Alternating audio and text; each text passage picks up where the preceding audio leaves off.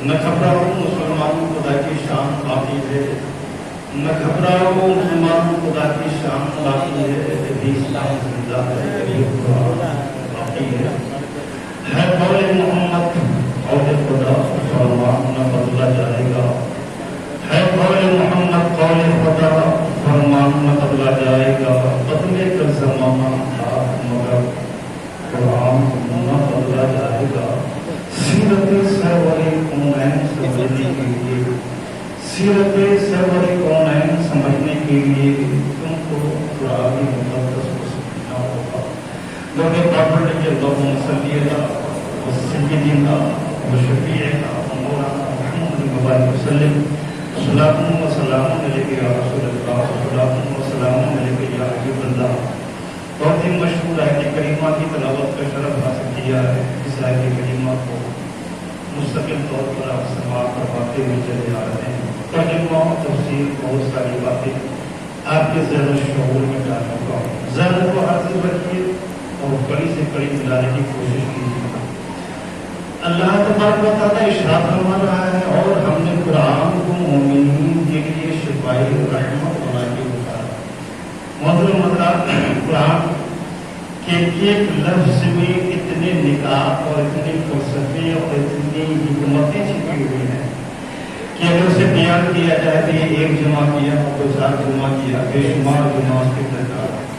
اللہ تبارک و تعالیٰ نے یہ ارشاد فرمایا ہے کہ تمہارے ہر درد کا علاج قرآن میں ہے، تمہارے ہر مرض کا علاج قرآن میں ہے، تمہارے ہر مسائل کا علاج قرآن میں ہے۔ علاج کا ذکر نہیں کیا بلکہ شفا کا۔ علاج اگر کہنے کا تو بہت ساری باتیں پیدا ہو جاتی ہیں، وہ علاج نہیں کہا، شفا کا فائدہ مل رہا ہے۔ اس لیے کہ ہر علاج سے شفا مل جائے یہ کوئی ضروری نہیں ہے۔ ہر علاج سے انسان کو سکون مل جائے، شفا مل جائے، فائدہ مل جائے، یہ کوئی ضروری نہیں ہے۔ رات دن اس کی کہانی آپ لوگ اپنے محلے میں سماج میں دیکھتے ہوں گے۔ آپ بیمار ہوتے ہیں، پہلے عالم کرے نہیں جاتے ہیں، علاج ہوتا ہے، فائدہ نہیں ہوا، پھر دوڑ کے بڑھا جاتے ہیں، علاج ہوا، فائدہ نہیں، آسنسور بھاگتے ہیں، علاج ہوا، فائدہ نہیں، کلکتہ بھاگتے ہیں، علاج ہوا، فائدہ نہیں، اس کو اس کی مثبت ہوتی ہے، بمبئی بھاگتا ہے، وہاں بھی علاج نہیں ہوا، فائدہ نہیں ہوا، پاکٹ میں پیسہ ہے، لندن بھاگتا ہے، امریکہ بھاگتا ہے۔ تو ہر علاج شفا نہیں ہے، ہر علاج سے انسان کو فائدہ پہنچا ایسا نہیں ہے۔ اگر قرآن نے کہا ہوتا کہ یہ تمہارے ہر درد کا علاج قرآن میں ہے تو یہ بہت بڑا پرابلم ہو جاتا، بہت ساری باتیں پیدا ہو جاتی ہیں، لیکن پروردگار عالم کا کلام ہے، اس خالق کائنات کا کلام ہے، جس کلام کے ایک لفظ میں کہیں پر اعتراض اور کہیں پر تنقید کی کوئی گنجائش ہی نہیں ہے۔ ماننے کے لیے پیغام دے دیا ہے، ہر درد کا علاج ہی نہیں، ہر درد کی شفا ہے قرآن میں، ہر مرض کی شفا ہے قرآن میں۔ تمہارے پاس جیسے بھی مسائل ہو، قرآن کو اپنے سرے سے لگاؤ، تمہیں شفا مل جائے گی۔ تمہارا مرض چاہے جسمانی ہو، چاہے روحانی ہو، چاہے اکنامکل ہو، چاہے سیاسی ہو، جیسا بھی مرض ہو، قرآن سے لکھو، تمہیں اس کا علاج بھی مل جائے گا، شفا بھی مل جائے گی۔ یہ اس میں ہر فائدہ ہی فائدہ ہے، اور ایسا نہیں بنتا ہے، اس میں بھی کتاب ہے۔ قرآن نے 1400 سال پہلے کہا اس میں شفا ہے، 1400 سال پہلے کہا ہے، اور آج بھی قرآن کی یہ آیت کریمہ اعلان کر رہی ہے۔ اور جہاں تک ہمارا ایمان وجدان یقین کر رہا ہے کہ جب تک قیامت نہیں آ رہی ہے قرآن اعلان کرتا رہے گا، قرآن تب تک کے لیے یہ شفا ہے۔ یعنی اللہ تبارک و تعالیٰ نے قرآن کے الفاظ کو اس وقت سے لے کر قیامت تک کے لیے مومنین کے لیے شفا قرار دے دیا ہے۔ یہ ہماری کمزوری ہے کہ ہم اسے اپنے ہاتھوں میں نہیں لیتے ہیں، یہ ہماری کمزوری ہے کہ ہم اسے سینے میں نہیں لیتے ہیں۔ حضرات، ابھی تک میں نے 3 ایپیسوڈ میں جو بتایا ہے وہ جسمانی مرض سے متعلق میں نے آپ سے گفتگو کی ہے، اور ابھی جب پھیلاؤں گا تو بہت ساری باتیں آئیں گی کہ جسمانی مرض ہے، پھر روحانی امراض کا علاج اور اس کا شفا قرآن میں ہے۔ اگر روحانی طرف جاؤں گا تو پھر بہت ساری بات ہے، اور سب سے بڑی بات یہ ہے میرے پیارے کہ قرآن صرف جسمانی مرض کا علاج نہیں دے رہا ہے، جسمانی مرض کو فائدہ نہیں پہنچا رہا ہے، یا روحانی مرض کو فائدہ نہیں پہنچا رہا ہے،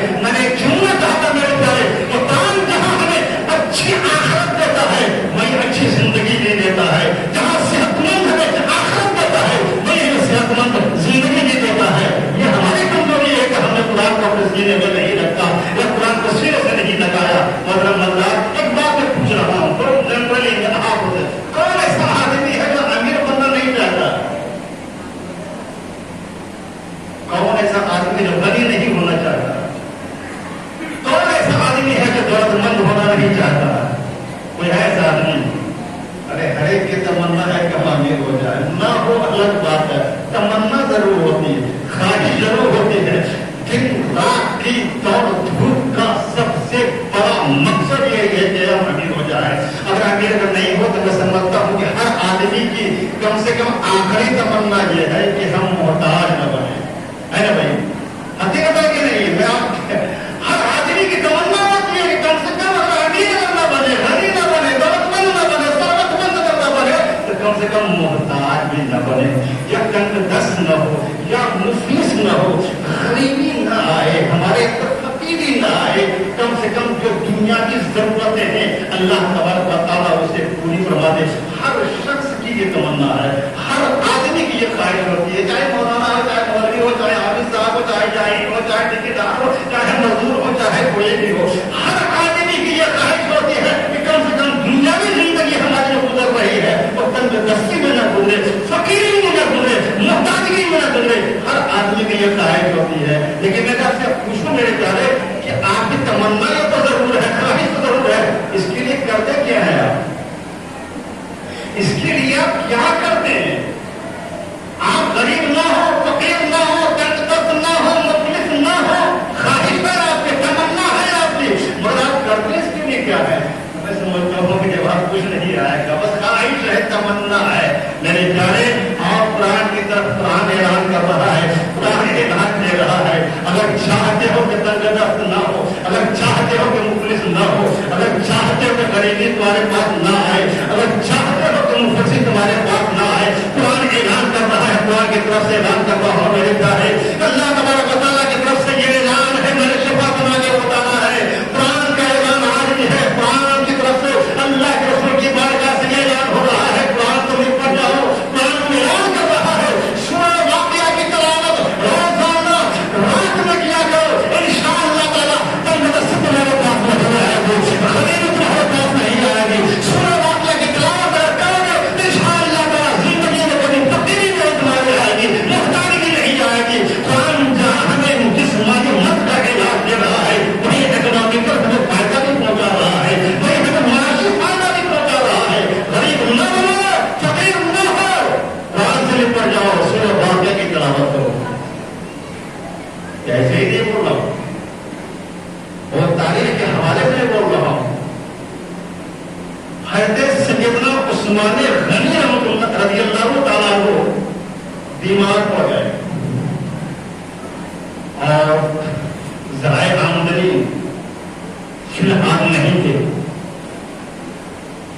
تو حضرت سیدنا عثمان غنی رضی اللہ تعالیٰ عنہ جب بیمار پڑے تو عمر فاروق اعظم رضی اللہ تعالیٰ عنہ جب عیادت کے لیے گئے تو ایک دو پوٹلی درہم و دینار کی اپنے پاس رکھ لیا, اور اس کے بعد حضرت سیدنا عثمان غنی رضی اللہ تعالیٰ عنہ کے پاس جب گئے اور جب عیادت کی, اور جب عیادت کرنے کے بعد جب آپ وہاں سے واپس آنے لگے تو حضرت سیدنا عمر فاروق اعظم رضی اللہ تعالیٰ عنہ وہ جو پوٹلی تھی درہم و دینار کی سیدنا عثمان غنی رضی اللہ تعالیٰ عنہ کے پاس رکھ دیا کہ حضرت اس کو رکھ لیجیے, کام آئے گا, اس لیے کہ خرچ ہے, پریشانیاں ہیں, تو اس کو رکھ لیجیے. حضرت سیدنا عثمان غنی رضی اللہ تعالیٰ عنہ کا جواب سماعت فرمائیے. حضرت سیدنا عثمان غنی رضی اللہ تعالیٰ عنہ فرماتے ہیں, ہمارے گھر میں بچیاں ہیں, ہمارے گھر میں بچیاں ہیں, ہمارے بچیاں روزانہ سورہ واقعہ کی تلاوت کرتی ہے, اور جس گھر میں سورہ واقعہ کی تلاوت ہو وہاں تنگ دستی آ نہیں سکتی ہے, غیب سے سامان فراہم ہوتا ہے, اپنا درہم دینار تم لے جاؤ. محترم حضرات, یہ کون کر رہا ہے؟ یہ سیدنا عثمان غنی رضی اللہ تعالیٰ عنہ کا ہے, جو صحابی رسول ہے اور عظیم صحابی رسول ہے, اور ساری دنیا کی ساری باتیں جھوٹی ہو سکتی ہیں, مگر سیدنا عثمان غنی اس نے حوالہ دیا ہے کہ میں نے سرکار سے سنا ہے, میں سرکار مدینہ صلی اللہ تعالیٰ عنہ سے سنا ہے کہ جس گھر میں سورہ واقعہ کی تلاوت ہو اس گھر میں کبھی تنگ دستی آ نہیں سکتی ہے, اس گھر میں کبھی محتاجگی آ سکتی ہے.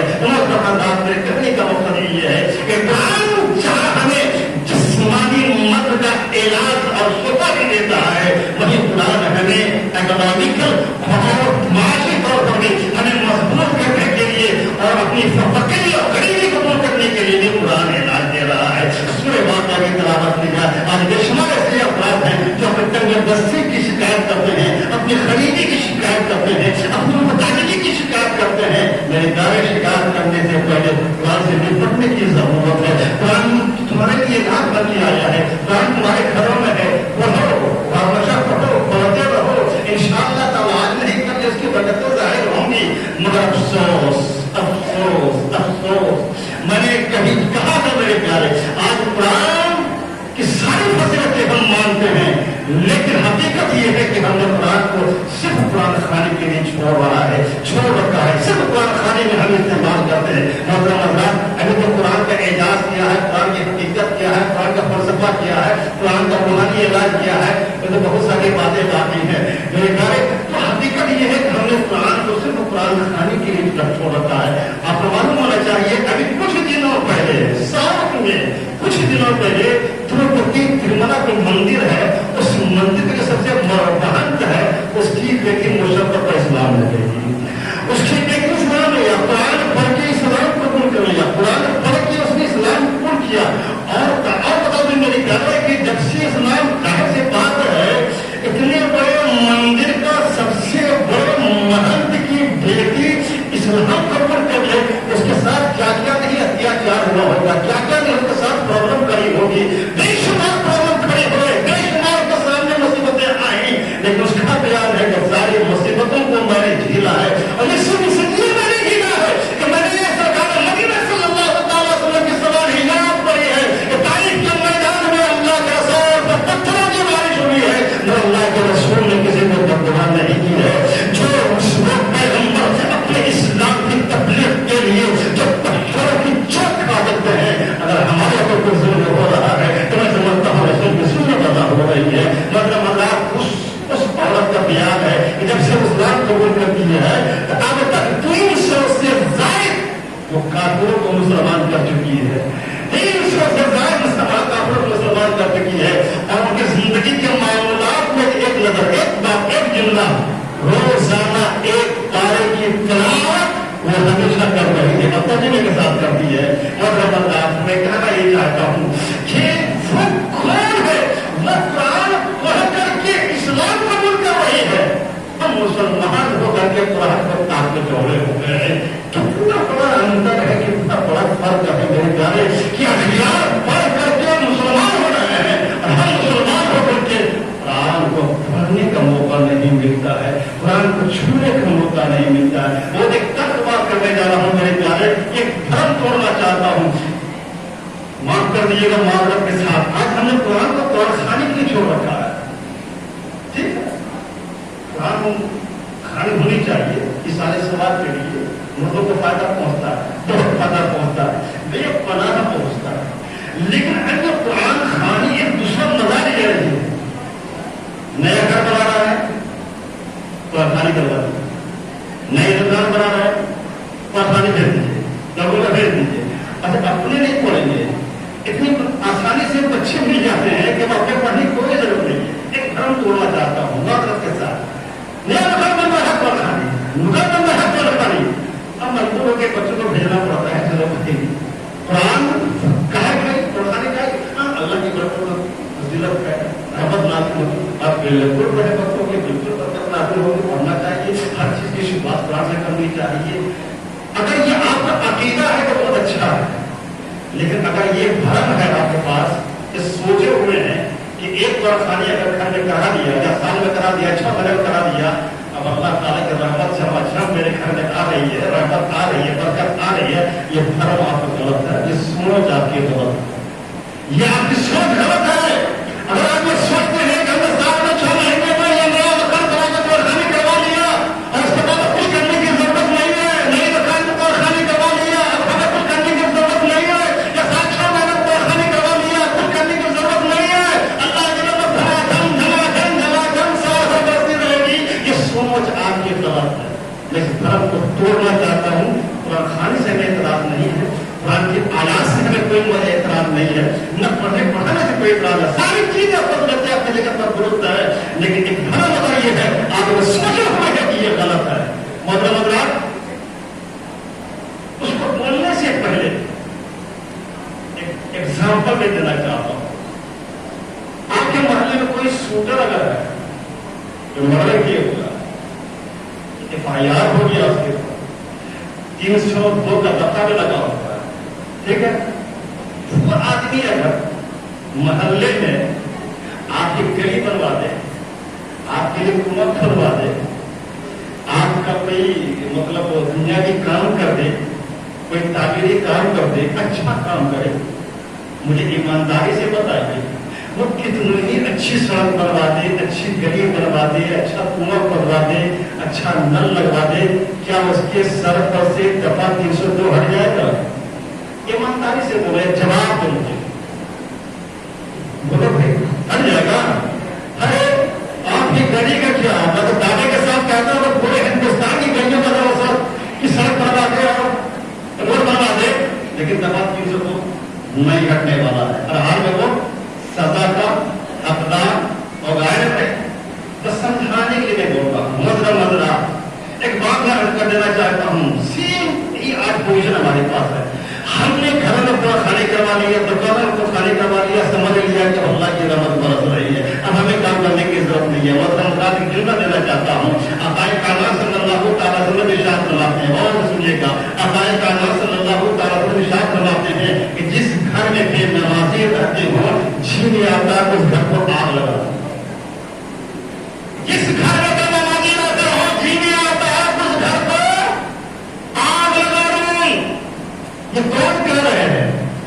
سرکار مدینہ صلی اللہ تعالیٰ علیہ وسلم کہہ رہے ہیں۔ حیرت ہے اللہ کو، وہ سرکار مدینہ جو پوری کائنات کے لیے رحمت للعالمین بن کے آئے، وہ سرکار مدینہ صلی اللہ تعالیٰ علیہ وسلم جو پوری کائنات کے لیے رحمت بن کے آئے، اب ان کی زندگی کی ایک جھلک میں دکھا دینا چاہتا ہوں۔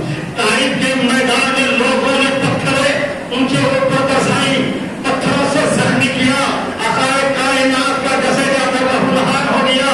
اللہ کے رسول نے غصے کا اظہار فرمایا، نہ اپنے آپ نے کوئی بددعا دی، نہ ان کے لیے کوئی جملہ کہا۔ اور آئیے مکے کی وادیوں میں آپ کی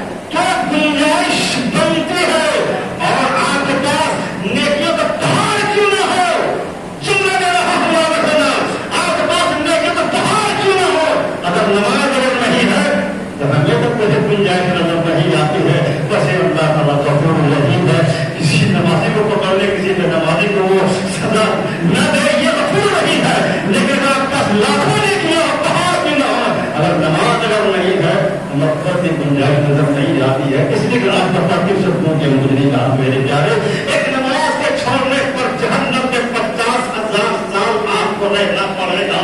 अब क्वांटिटी आप जोड़ते रहिए कि आपकी नमाज कितनी छुटी है। एक नमाज के कमा करने पर, छोड़ने पर, उसकी बात कर रहा हूं मेरे प्यारे, 50,000 साल।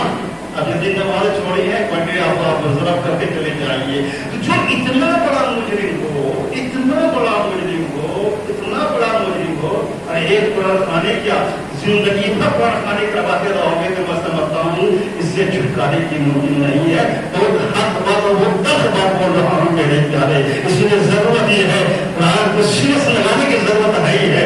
कुरान को सीने से लगाया जाए, कुरान को अपने सीने में उतारा जाए, कुरान में जो फजीलतें, कुरान में जो फजीलतें हैं उसके हासिल किया जाए। मगर साथ में हमारे साथ नमाज भी होनी चाहिए। अगर नमाज छोड़ करके हम कुरान खाने की तरफ दौड़ते रहे और कुरान खाने से हमने संभाल लिया, ये सारी बरकतें हमको नाज़िल हो जाएंगी। ये सोच, ये धर्म आपका गलत है, इसको तोड़ने की जरूरत है मेरे प्यारे। कुरान खाने हर हाल में बाइक से फजीलत है, बाइक से रहमत है, इस सारे सवाब के लिए किया जाता है। हर हाल में रहमतें बरकतें नाज़िल होगी, तो जरूरत है कि हम नमाज नहीं पढ़े। अगर नमाज छोड़े हुए हैं, घर में कोई नहीं पढ़ रहा है, फिल्म चल रहा है, टीवी चल रहा है, फिल्म देखी जा रही है, नाटक हो रहा है और नमाज नहीं पढ़ रहे हैं, एक तरफ खाने से क्या होगा?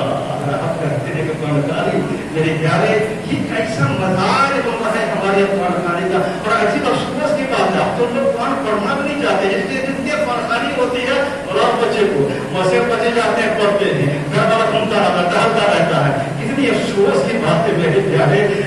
बात मरा है तो क्या बच्चे पढ़ेंगे? मान तकाल करके क्या बच्चे पढ़ेंगे? आपको पढ़ना चाहिए। इससे पहले हमारे यहाँ एक मीडिया में, इससे पहले हमारे यहाँ मजाक, महल्ले मजाक था, जब खाने होती थी तो लोग पढ़ने जाते थे, उससे कई फायदा है मेरे प्यारे।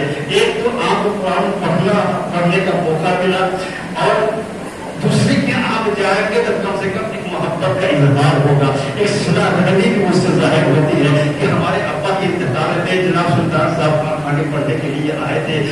अब जाहिर सी बात है उनकी कोई इंतजार होगा कि आप ना वहां आगे जाएंगे। आज पढ़ने कोई नहीं आता है, आएगा कैसे? आप जाते हैं, कोई नहीं आता है, शिकायत कर देते हैं, आप कितने आ जाते हैं, ये नहीं सोचते हैं मेरे प्यारे। तो ये कुरान खानी हकीकत में देखा जाए तो सिला रहनी का एक जरिया है।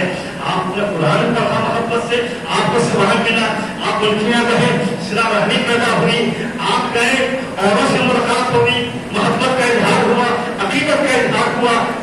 मेरे प्यारे, हम लोगों को आसानी से मदरसा वाले बच्चा भेज दे रहे हैं, मदरसा वाला भी क्या करेगा, भेजने पर मजबूर है।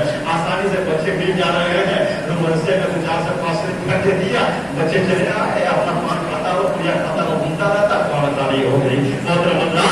जरूरत है कुरान को सीने से लगाने की, जरूरत है कुरान को हाथों में लेने की, जरूरत है कुरान के अल्फाज पर गौर करने की। अल्लाह तबारक व तआला इरशाद फरमाता है, व ननज़्ज़िलु मिनल कुरानि मा हुवा शिफ़ाअun व रहमतुल लिल मुमिनीन, और हमने मुमिनीन के लिए कुरान को शिफा है व रहमत वाला किया। अल्लाह तबारक व तआला हम तमाम मुसलमानों को सुन्नत रसूल के मुताबिक जिंदगी गुजारने की तौफीक अता फरमाए, अपने खुसूस कुरान पढ़ने की तौफीक अता फरमाए। वाखिर दावाना अल्हम्दुलिल्लाहि रब्बिल आलमीन। एक मोहताज गेट पे मौजूद है, उनके साथ बहुत सारी जरूरतें हैं।